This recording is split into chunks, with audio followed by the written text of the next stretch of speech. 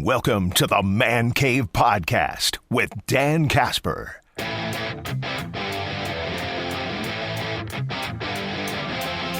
Before I get to my top 10 Packers draft picks from 2006 to current, these are my top 5 first-round picks from the Packers from 2006 until right now. So just straight up first-round picks. I'll go through the first-round pick list again.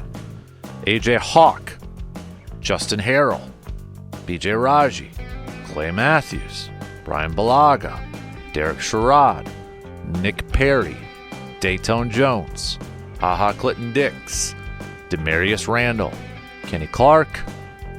Then we've got, moving on up, Jair Alexander, Rashawn Gary, Darnell Savage Jr., Jordan Love, Eric Stokes, Quay Walker, Devontae Wyatt, Lucas Van Ness, and Jordan Morgan.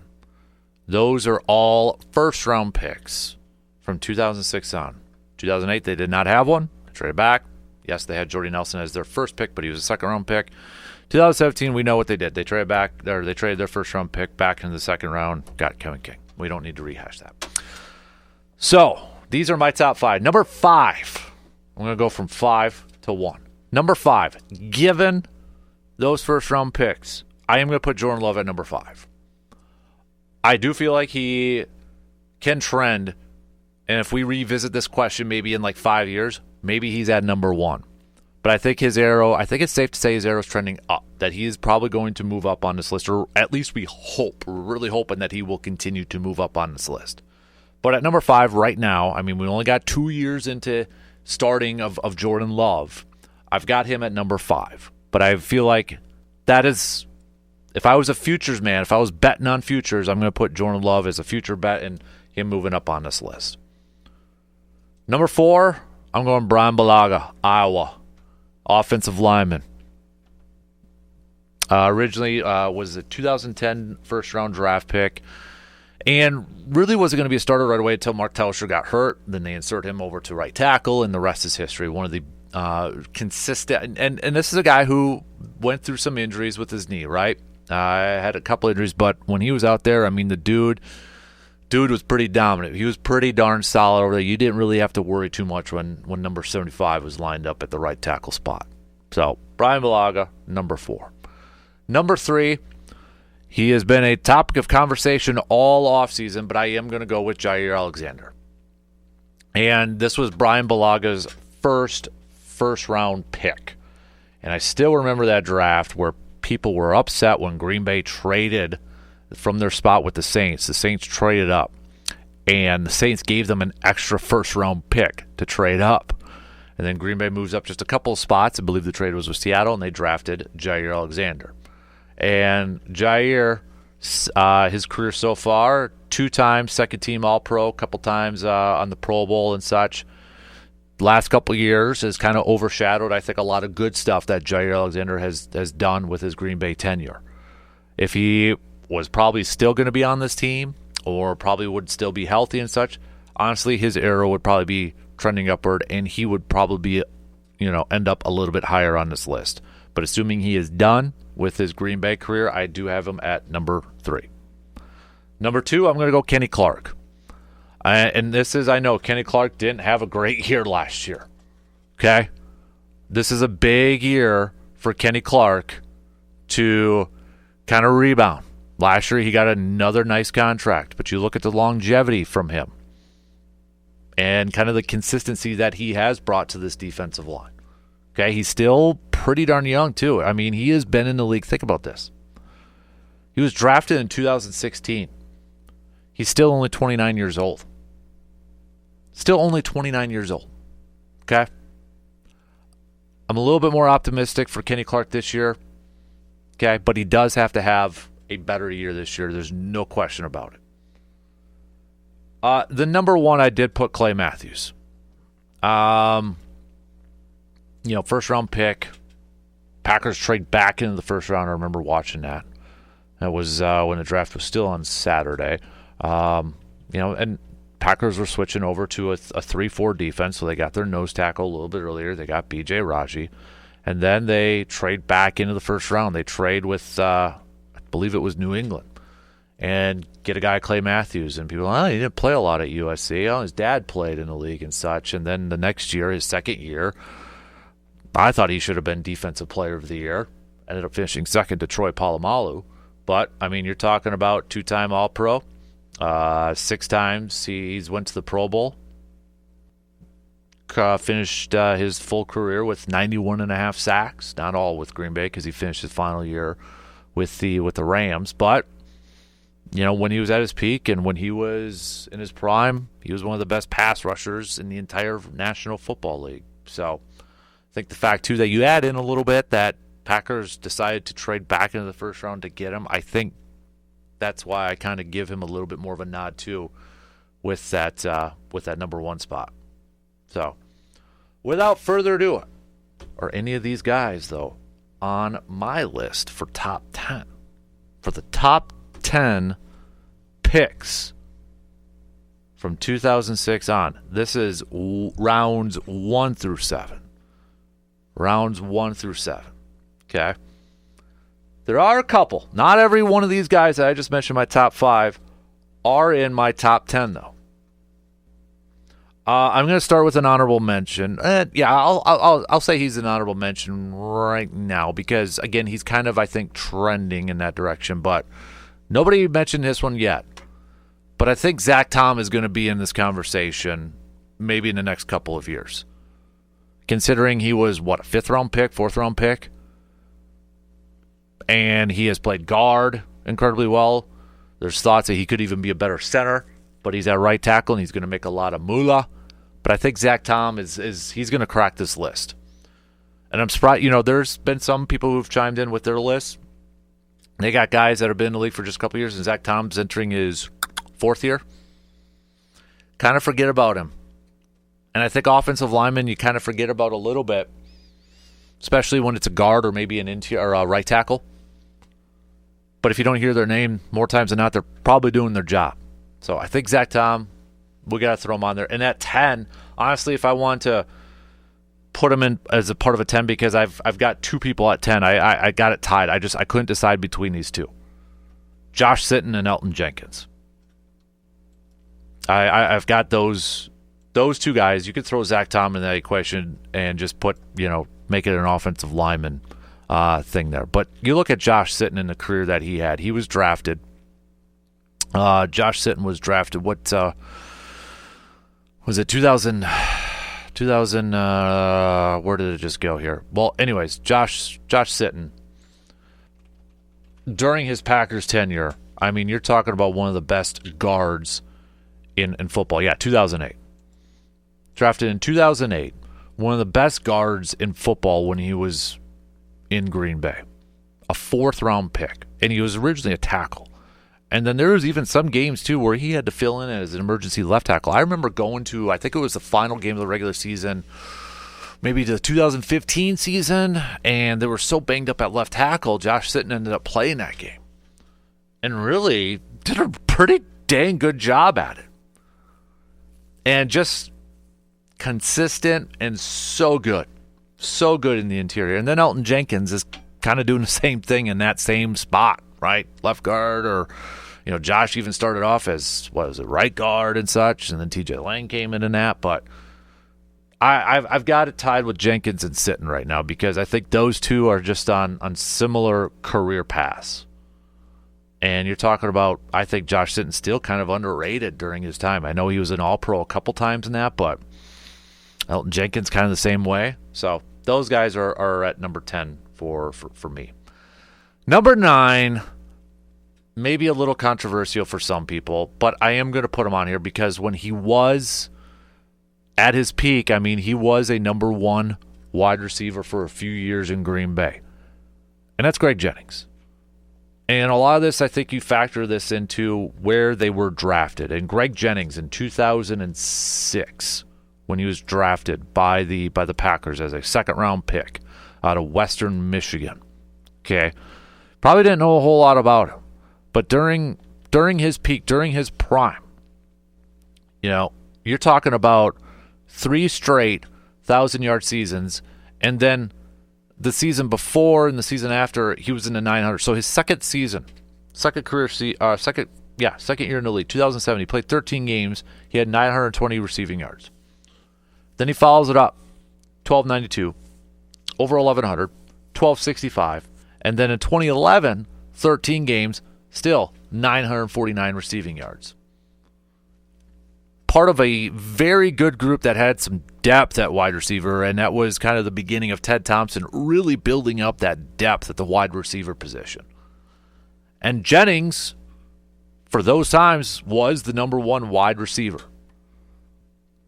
So I say what you want about his post-career or even after Green Bay and such. Dude produced. He produced on the field for Green Bay. And as a second-round pick, coming into a number 1 wide receiver with a very talented group, I got to put him on this list. I am going to go at number 8. It is Jaire Alexander. I wish it was longer. I wish we had a longer tenure with Jaire Alexander. I know he's still technically on the team, but he's not going to be coming up this year unless something really changes in a complete 180. But when he was healthy and when he was out there, you're talking about one of the best corners in the game of football. Say what you want about his personality. I know he probably rubbed some people the wrong way and his attitude on the field, his swagger or whatever. Maybe some people didn't like his cockiness and that, but from a straight-up football player, when he was out there and he was a pretty darn good corner. Just wish it was for a longer tenure. But the talent is there. The talent is there. So, yeah, I got Jaire at number 8. And then number 7, I'm going Kenny Clark. So kind of following my top 5. Kenny Clark, again, he's been playing since 2016. And he's still only 29 years old. Remember when he got drafted, he was like 20 years old? And he played a couple years at UCLA. So I think he's still got a few more good years potentially left on that body of his. Down year last year, no question about it. You take away last year, maybe he's a little bit higher on my list. But I hope he rebounds this year and just performs remarkably well because he was a big disappointment last year. I, like many people, thought that maybe he would excel more in a 4-3 style defense, and I hope they can figure something out where he goes back to affecting games again. But I do have Kenny Clark on this list coming in at number 7. Number 6, another guy that we just mentioned in my top 5, goes in order. It's Clay. For the same reasons I just mentioned about Clay Matthews a little bit earlier. You look at the production he had at his peak during Green Bay. You're talking about a Defensive Player of the Year candidate. You're talking about one of the better edge rushers when he was in his peak, when he was in his prime for Green Bay. I mean, that 2010 season was spectacular. Had some hamstring issues throughout his career. I mean, you could kind of almost count it. He was going to miss 4 games a season for a big chunk there. But I got to give it to Clay. Remember the year like his thumb broke and they just put some screws in there? And then like a few weeks later he goes back out there and then he re-broke it again. Like it was just kind of a nasty injury. Boy. But yeah, Clay's at 6. So, which means my top 5 has no first-round picks. No first-round picks in my top 5. Number 5, I'm going Aaron Jones. Aaron Jones obviously still in the league with Minnesota, but you look back at that draft, it was 2016 or 2017. And everybody remembers it was the Kevin King, TJ Watt draft. But that draft also was the Aaron Jones draft. And you had Jamal Williams in there too. Jamal Williams was actually a round 4 pick, and Aaron Jones was a 5th round pick. I don't know what else we could say about. Maybe some people have both of those guys in their top 10. But, I mean, Aaron Jones, when he left last year, when the Packers released him, honestly, he's probably one of those guys that Packers fans, when you think about heartbreaks of guys leaving, and especially maybe the team that he went to, he's at the top, near the top of just like complete heartbreak for a lot of Packers fans. I don't know of a Packer fan who did not did not like Aaron Jones. And if you don't, there's something wrong with you. I mean, I've had the opportunity to interview him and talk to him a couple times, and everything you hear, see, read about him is exactly true. Answers every question, yes, sir, or yes, sir, yes, ma'am, no, sir, no, ma'am. It's a military background. Incredibly kind, incredibly nice, and just a consistent producer on the field. A 5th-round pick, running back, supposed to be too small. And it's still probably a gripe for a lot of Packers fans that maybe Mike McCarthy and the Packers offense didn't utilize him as much right away when they should have. But Aaron Jones and the career that he had for Green Bay and saying he's a 5th-round pick, if you think he should be higher on this list, I ain't going to argue with you. But I got him at number 5 for me. Number 4, I'm going to go to a guy that was drafted in 2007, and he was a 6th-round pick in 2007. But you're talking about a guy who was a rookie in 2007, a 6th-round pick, and went on to play 16 years in Green Bay. 16 years in Green Bay. 17 overall. That's Mason Crosby.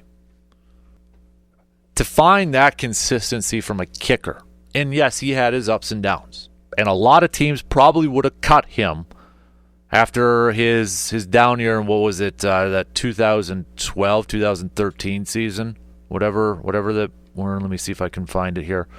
2012, where he was like 63% from field goal percentage. A lot of teams would have cut him.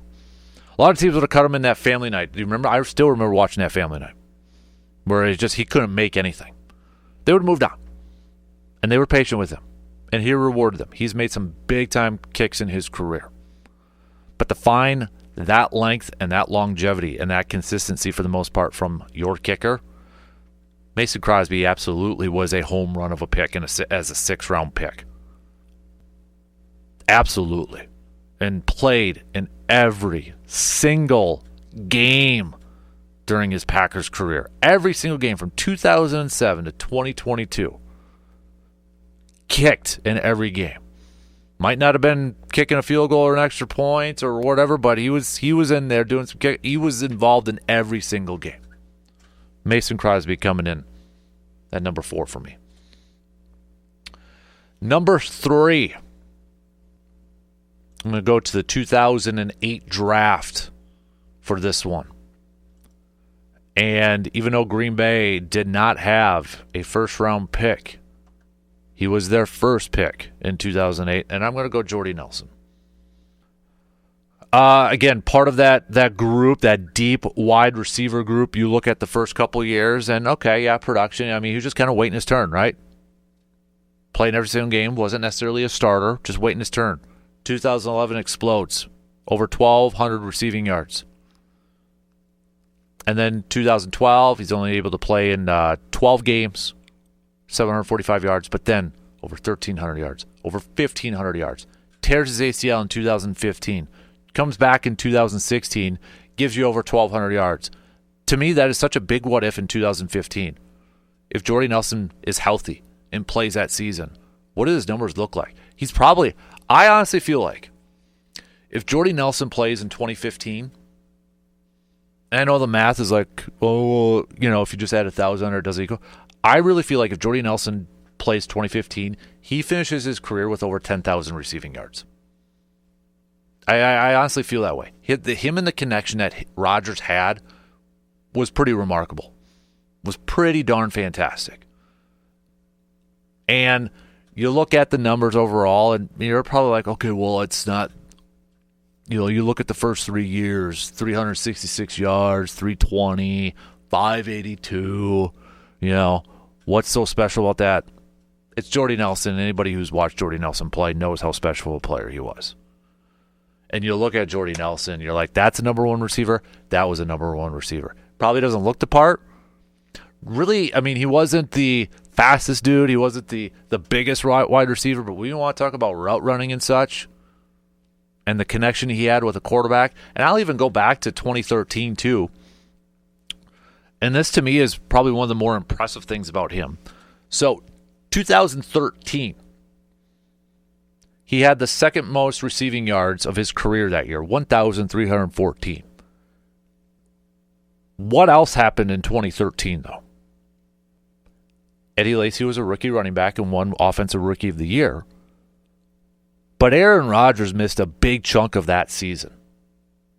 So he was still catching balls from Scott Tolzien, Seneca Wallace for a hot minute, and then Flynn it to win it, Matt Flynn. And a lot of times when you see these guys, these backup quarterbacks come in, they may target, one of the other backup receivers that they just spend a lot of time maybe in the practice. And Flynn's a little different because he wasn't with Green Bay right away. So he probably still had that connection with, Jordy from his earlier days. But the fact that he was still putting up those type of numbers with how many different quarterbacks and not his guy Aaron, I think is pretty remarkable too. Number 2 is David Bakhtiari for me. Again, I feel like this is a guy that if he doesn't suffer that knee injury, I feel like Bakhtiari was on a Hall of Fame path. And when you talk about he was a 4th-round pick, in 2013. And when he was drafted, there was some talk, he's a guard. He's not a tackle. And remember in 2013, too, Brian Bulaga was going to start at left tackle. That's when they switched that offensive line. Brian Bulaga was going to go over and play left tackle. And then he tears his ACL at family night. So now Bakhtiari is your new starting left tackle. How many All-Pros later? And, when he was in, one of the best, if not the best, left tackles of football. And I really believe he was on a Hall of Fame path. I don't think he gets in now, but he was that good. And you're talking about a 4th-round pick. Number 1 for me is probably the guy of all these, for my top 10 here, that maybe has the best case to potentially make the Hall of Fame. I don't think he will right now. If I were a betting person, I don't think he will, but we'll see how. He's still playing, so he can still rack up some numbers, and he's still producing too. He's played 11 years. He's entering his 12th year, and he's still producing. And that's Davante Adams. Davante Adams is my number 1 pick from 2006 to on as the best pick that the Packers have made. And again, you're talking about a guy that kind of waited his turn. 2014, he was a rookie, 2nd-round pick. 2015, everybody wanted him gone. Comes back in 16, 997 yards, then 885. 18, he finally had over 1,300 receiving yards. 19, only played 12 games, 997 receiving yards. But since then, you're talking 2020, 2021, even with his Raider stints and Jets, over 1,000 yards. You can make the case that at certain points when he was with Green Bay, he was the best wide receiver in football, especially in 2020 and 2021. And he's still producing right now. I know this is a Packers thing, but he's still producing right now. And of all these guys, I feel like he's got the best case. I don't think he's going to go there yet. But if he continues to maybe put up more 1,000-yard seasons, he's already got over 100-yard or 100 touchdown catches to his name. And he's with the Rams right now, so who knows? But of all these picks from 2006 on, to me, Davante Adams is the best pick because the production, the talent, you can say he was the best at his position for more than just 1 year, maybe even for a couple years there. Dude was amazing. He was so much fun to watch with Aaron Rodgers. You want to talk about the gold standard of a guy getting out of breaks. Route running, hands. Guy had it all during his peak in Green Bay. Easily. And give him credit too, he has played in double-digit games every single season. The fewest amount of games that he played was in 2019 when he played 12. Other than that, you're talking 16, 13, 16, 14, 15, 12, 14, 16, 17, 17, 17. That's just, to me, it's Davante as the top one. That's my top 10. And my top 5 first round picks.